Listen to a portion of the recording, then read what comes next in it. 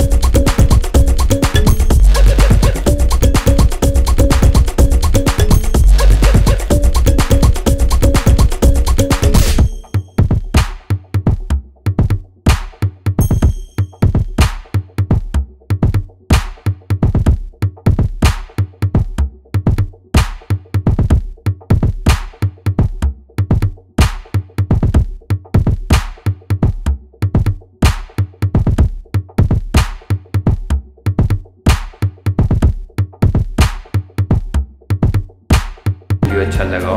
अभी भी काफ़ी कुछ चेंजेस बाकी है इसमें करना, जो कि आप अगले सैटरडे देखना। तब तक के लिए टाटा।